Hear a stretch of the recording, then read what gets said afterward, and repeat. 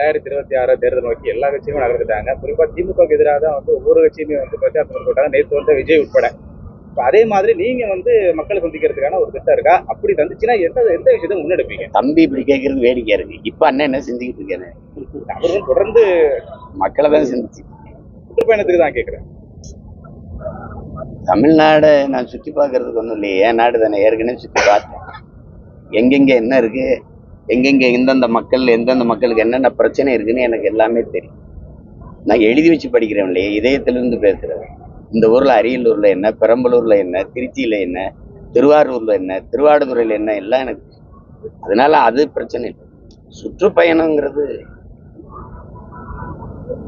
இப்ப நான் செய்யறது, இப்ப இன்னைக்கு இந்த பிரச்சனை, நாளைக்கு ஒரு பிரச்சனை, மக்களின் பிரச்சனையை முதல்ல என் மக்களுக்கு ஒரு விழிப்புணர்வு தேவை. தொடர்ந்து மக்களுக்கு நிறைய குரல் கொடுத்து பேசுறீங்க. ஆனா இப்படி இருக்க சூழல்ல பாத்தீங்கன்னா, முதல்வர் சந்திப்புக்கு பிறகு சீமான் அவர்கள் ஸ்டாலின் அவர்கள் திமுக மற்ற கட்சிகளை விமர்சிக்கிறத குறைச்சிட்டாரோ அப்படின்ற மாதிரியான ஒரு கருத்துக்கள் போயிட்டு இருக்கு. அது குறை சொல்றவன் எதையாவது சொல்லிட்டே இருப்பான். திமுகவை எதிர்க்கும் போது RSS கைக்கூலின்பான், பிஜேபி காசு கொடுத்துருப்பான். பிஜேபி எதிர்க்கும் போது கிறிஸ்தவ கைக்கூலின்பான். புரியுதுன்னு நினைக்கிறேன். விஜயை எதிர்க்கிறது இல்லை. தம்பி தான் என்னை எதிர்த்து பேசினார் மேடையில். நான் கேள்விதான் கேட்கிறேன். அண்ணன் கேட்கிற கேள்விக்கு பதில் சொல்லணும். பொது அறுவடையில் வந்தால் நான் என்ன தவறு செஞ்சேன்னு எல்லாரும் என்னை விமர்சிக்கிறீங்க. இப்ப எதுக்கு இந்த கேள்வி கேட்குறீங்க? ஸ்டாலின் ஐயாவை பார்த்த பிறகுதான் பேசுறேன். நீ மாநாட்டில் பேசின அடுத்த நாளே நவம்பர் 1 தமிழ்நாடு நாள் உன்னை கேட்டேனே, அது நீ பெட்டி வாங்கிட்டு தான் பேசுனேன். நான் கேட்கறதுக்கு பதில் சொல். பிஜேபி உன் கொள்கை எதிரினா பண மதிப்பிழப்பை நீ ஆதரிக்கல.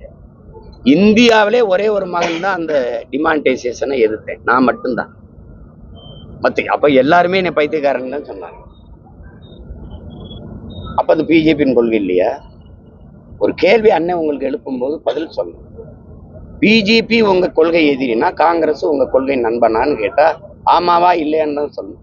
எதற்கு எங்களை எதிர்க்கிறீங்க? அது இல்ல கேள்வி, அதெல்லாம் பதில். பிஜேபி கொள்கை எதிரி, திமுக அரசியல் எதிரி. கொள்கைக்கு அரசியலுக்கு என்ன வேறுபாடுன்னு கேட்டா விளக்கம் சொல்ல தெரியுது, இல்லைன்னா பேசக்கூடாது. அண்ணன் சொல்றது புரியுதா? என் தம்பி உங்களுக்கு தான் பேசுறேன், விஜய்க்கு சேர்த்து விஜய்க்காக தான் கேட்கிறேன். அப்படி பேசக்கூடாது. ஒரு தலைமை சரியா வரணும். முன்னாடி வந்திருக்கவன் நல்லவனா கெட்டவனான்னு பார்க்காதீங்க, உண்மையானவனான்னு பாருங்கன்னு நீங்க அவ்வளவு பேருக்கு முன்னாடி பேசுறீங்க. கெட்டவன் எப்படி உண்மையா இருப்பான்னு கேள்வி கேட்டா நீங்க பதில் சொல்ல தெரியும். தம்பி உங்களுக்கு தேவையானவன் வாடகை காசு வாங்கி தின்னுட்டு புகழ்ந்துகிட்டு இருப்பான். இங்க ஒருத்தர் நிக்கிறேன், கேள்வி கேட்பேன். என்னைய கேள்விகள்லாம் பதில் சொல்றேன். என்னை கேள்விகள் பதில் சொல்ல. நீங்க ஸ்டாலினை பார்த்த பிறகு அப்படின்னா நீ என்ன சொல்ல வர? ஸ்டாலின்ட்ட பெட்டி வாங்கிட்டு பேசுறாரு. அப்ப நீங்க அப்படி சொல்லக்கூடாது. ஐயா ஸ்டாலின் சீமானுக்கு பெட்டி கொடுத்துட்டாரு எப்படி சொல்லணும்? அப்படி சொல்லணும்.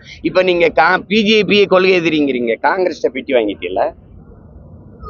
திமுக அரசியல் எதிரிங்கிறீங்க, ஏடிஎம் கிட்ட பெட்டி வாங்கிட்டீங்களா? இதெல்லாம் என்னக்கிடா ஒழிப்பீங்க? என்ன ஒரு தீப்பெட்டி விட வாங்கி தர மாட்டான்டா. ஏன்னா அப்படி வெற்றி தர என்னத்தையாவது பேசுறது தம்பி. இப்ப இந்த கூட்டம் யாருக்கு எதிராக போடப்பட்டிருக்குன்னு நினைக்கிறீங்க? இப்ப இந்த கூட்டம் இப்ப இருந்து கேளுங்க, யாருக்கு எதிராக போடப்பட்டிருக்கு, யாருக்கு எதிராக கேள்விகள் முன்வைக்கப்படுதுன்னு பாருங்க.